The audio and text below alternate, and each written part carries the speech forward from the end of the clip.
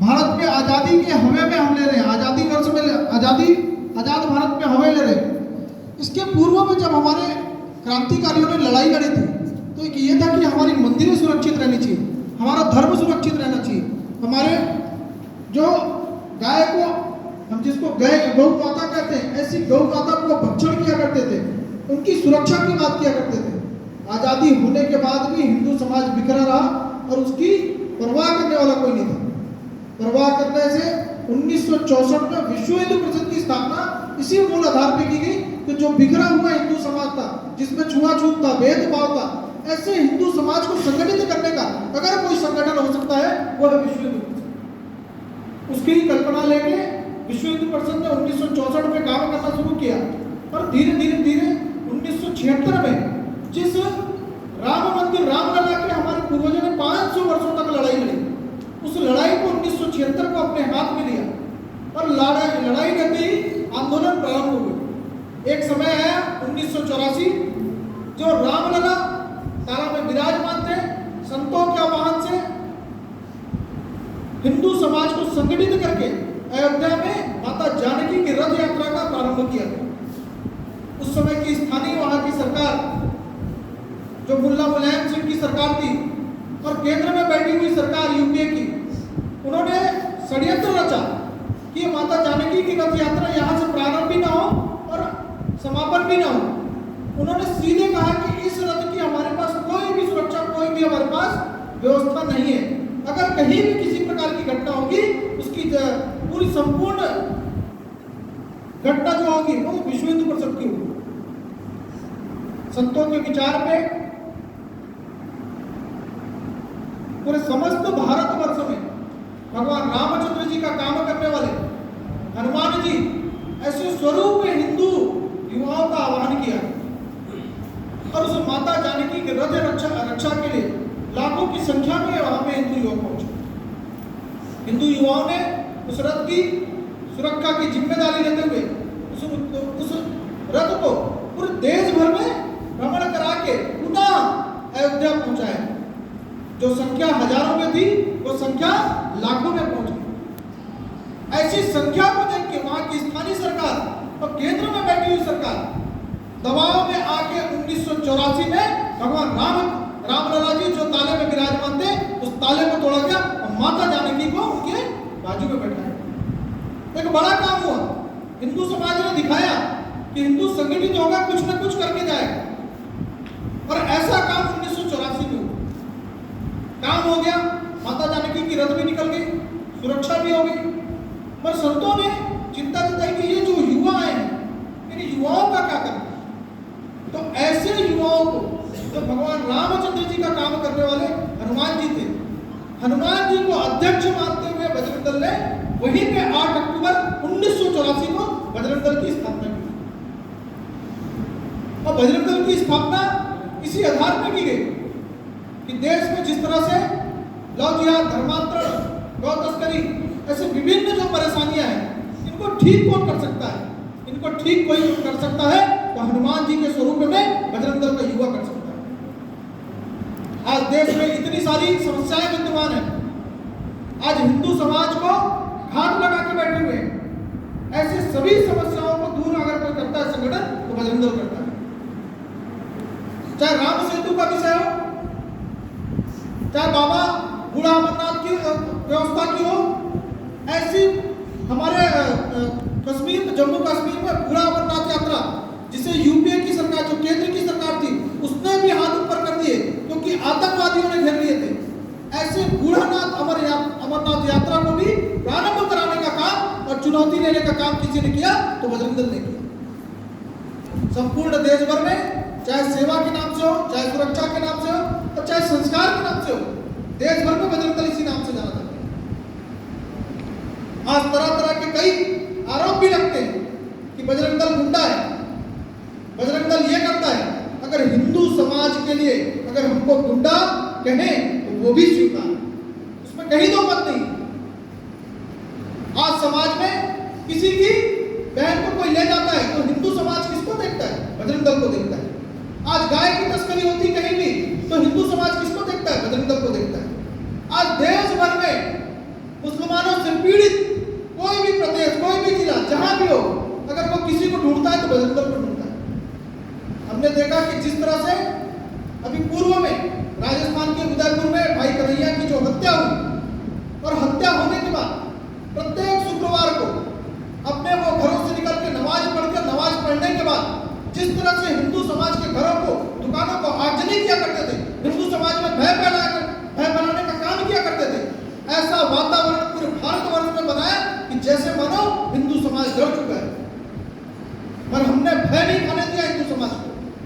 बजरंग दल तत्काल सामने आया, चुनौती लेते हुए सामने आया कि आने वाले शुक्रवार को अगर किसी भी प्रकार की ऐसी कहीं देश में घटना हुई तो हम उससे बड़ी संख्या में देश में निकलने वाले हैं और इनको ठीक करने का काम बजरंग दल करेगा। फिर पूरी हम सब ने देखा कि दृष्टि में क्या है, सब वातावरण फिर से शांत हो गया। संपूर्ण भारतवर्ष में किसी राज्य ने बंद नहीं किया, पर एक अनोखा ऐसा छत्तीसगढ़ राज्य था कि हमने राजस्थान की उदयपुर की घटना को लेकर छत्तीसगढ़ बंद आह्वान किया और हिंदू समाज ने सहज स्वीकार किया, व्यापारी बंधुओं ने सहज स्वीकार किया और अपनी संपूर्ण दुकानों को और प्रतिष्ठानों, व्यापार प्रतिष्ठानों को बंद रखा।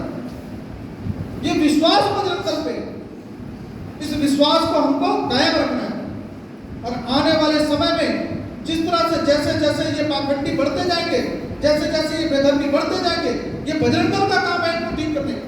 ये बजरंग दल की चुनौती है, क्योंकि भगवान रामचंद्र जी जब लंका पर चढ़ाई करने गए थे तो देवताओं ने भी उनका साथ नहीं दिया।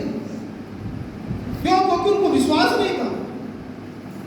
क्योंकि भगवान रामचंद्र जी कहीं हार गए तो रावण हमें मार देगा, ये देवताओं को भय था। पर भगवान रामचंद्र जी जब लंका पहुंचे और रावण के सभी एक से एक दुर्धरों को धराशायी करते चले गए, तब देवताओं ने अस्त्र शस्त्र रथ सभी देना शुरू किए। क्यों? क्योंकि भगवान रामचंद्र जी बलशाली हो चुके थे। क्यों? क्योंकि उन्होंने वानर, भालू और जंगलों में रह रहे जनजाति समाज को संगठित करके लंका में चढ़ाई की। हमको ये काम भगवान रामचंद्र जी से सीखना होगा। उन्होंने अपने राज्य अयोध्या से किसी सेना को नहीं बुलाई, जहां थे वही संगठन बनाया और उस संगठन को लेकर युद्ध जीता और युद्ध जीत के अपने राज्य फिर से वापस आए। ऐसा सीख हमको सीखना होगा भगवान कृष्ण जी का, जिन्होंने पूरी महाभारत कर दी बिना शस्त्र उठाए। ऐसा सीख हमको अपने ही देवी देवताओं से मिलती है। आज हिंदू समाज, हिंदू युवा अपने देश में शिक्षा ग्रहण करने के बाद कल्पना कहाँ करता है? विदेशों में जाके नौकरी करने की कल्पना करता है। सबसे बड़ा धोखा हम अपने देश से करते हैं। शिक्षा अर्जित यहाँ करते हैं, पर कल्पना कहाँ करते हैं नौकरी करने की? विदेशों में। आज हिंदू युवा डॉक्टर, इंजीनियर, कलेक्टर, एसपी ऐसे सभी बनने की कल्पना करता है, मगर शिवाजी बनने की कल्पना हमें नहीं।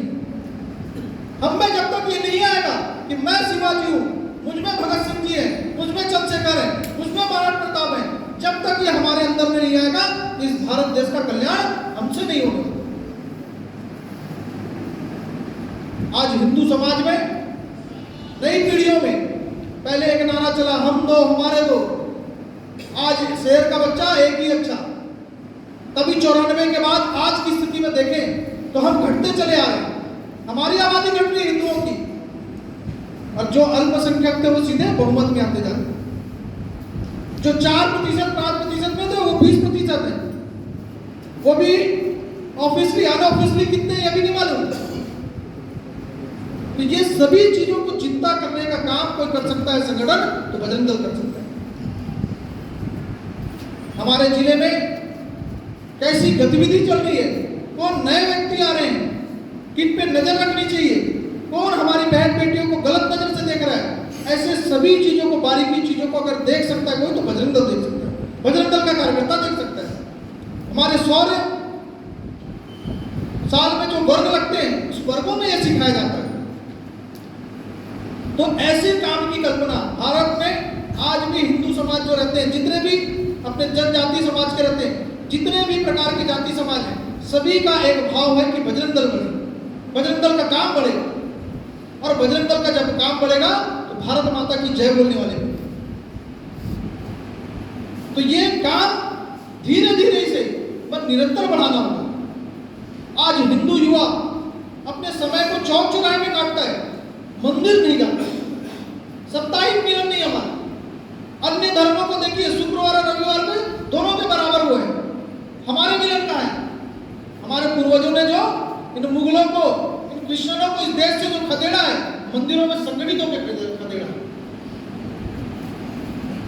एक साथ संगठित होते थे, एक साथ आरती किया करते थे, एक मंदिर कल्पना होती थी, एक ही मंदिर में हजारों की संख्या में आते थे। और आज हम 10 बाई 10 के मंदिरों में अपने आपस में लड़ाइयों को देख के एक 10 बाई 10 का मंदिर बना के वहीं आरती करना शुरू कर। एक मोहल्ला, एक आरती।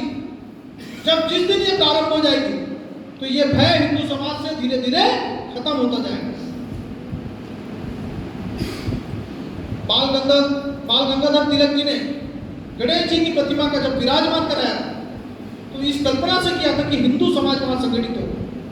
और आज भी देखिए, गणेश जी को बैठाने से लेके और विसर्जन तक आज हमारा ही हिंदू, हमारा ही हिंदू समाज कौन से गाने बजाते हैं? पूरे फिल्मी गाने बजाते हैं। ये कल्पना जब तक ये ठीक नहीं होगा, जब तक ये वातावरण ठीक नहीं होगा, जब तक हम अपनी संस्कृति, अपने देवी देवताओं के प्रति कट्टर नहीं होंगे, तब तक ये समाज सुधारने वाला नहीं।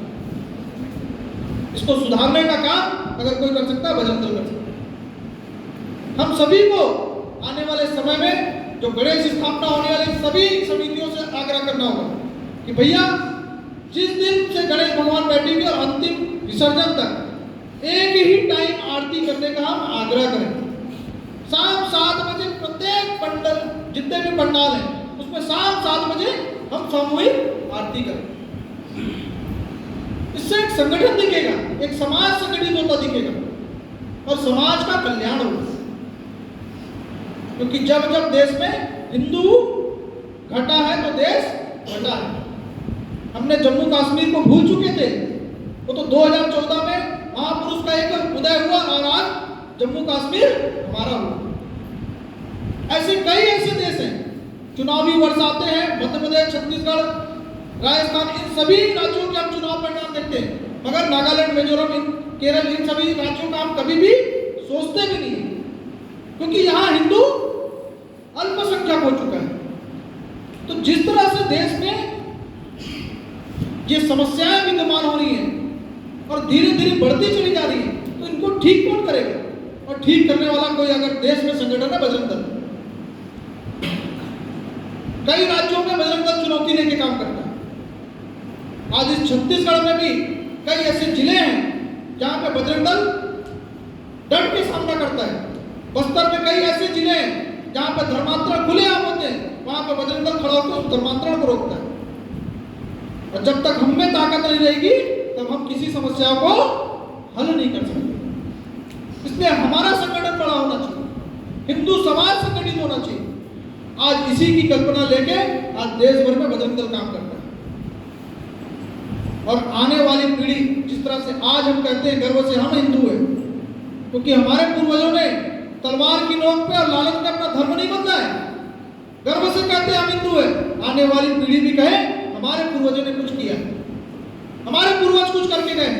अगर आज हम संगठित होकर इन बेधर्मियों को यही नहीं खत्म किए, ये जिहादियों को यही नहीं खत्म किए, तो आने वाली पीढ़ी हमारी सुरक्षित नहीं होनी है। जो पीएफआई की किताबों में 2047 में इस्लामिक राष्ट्र की कल्पना है, वो पूरी होती दिखेगी। क्योंकि आज भी हमारे समाज में जाति और भेदभाव का बड़ा प्रश्न चिन्ह है। उसको खत्म करना है, हमें समरसता का भाव जगाना है। हम हिंदू हैं ऐसा कहना पूरे समाज में जिस दिन प्रारंभ हो गया, ये सभी समस्याएं खत्म हो गई। हमको जाति जाति में बांटने वाले ये क्रिश्चियन, सेवा का आड़ लेके हिंदू समाज को धर्मांतरण करने वाले ये क्रिश्चियन, और तलवार की नोक पे और डर के भय से हमारी बहन बेटियों को लव जिहाद में फंसा के अपनी संख्या बढ़ाने का काम ये दोनों धर्म कर रहे हैं। और हम क्या कर रहे हैं? हमको तो डॉक्टर, इंजीनियर, कलेक्टर बनने से जिस दिन ये भाव हम में आया कि हम शिवाजी, मेरे घर में शिवाजी पैदा होंगे, मेरे घर में महाराणा प्रताप पैदा होंगे, ये भाव जिस दिन हिंदू समाज में जगा, ये मान के चलिए सभी यहां से दूर होने। और आने वाले समय में जिस तरह से अपने विश्व हिंदू परिषद में छत्तीसगढ़ में प्रांत में आह्वान प्रत्येक मंगलवार को शाम को 7 बजे कोई भी किसी न किसी मंदिर में हिंदू समाज को संगठित करके सामूहिक हनुमान चालीसा का पाठ करें, जिससे एक संगठन हो। मंदिर में संगठन हमारा जब बढ़ेगा और शक्ति हमारी बढ़ेगी तो धीरे धीरे आसपास में जितनी भी समस्याएं हैं ये सभी समस्याएं खत्म होती जाएगी। क्योंकि हनुमान चालीसा में भूत पिशाच निकट नहीं आवे, महावीर जब नाम सुना। तो जहां बजरंग दल वहां पे ये भूत पिशाच नहीं रहने वाले। तो आने वाली पीढ़ी हमारी सुरक्षित रहे, हम उसकी कल्पना करते हुए उनको सुरक्षा आज संगठित होकर कर सके, इसका हम सभी को भाव से काम करना चाहिए। और बजरंग दल कैसा बढ़ चढ़ के काम करे, ये सभी कोरबा जिले के लोगों को मैं सभी को फिर से बधाई देते हुए अपनी वाणी को विराम रखते हुए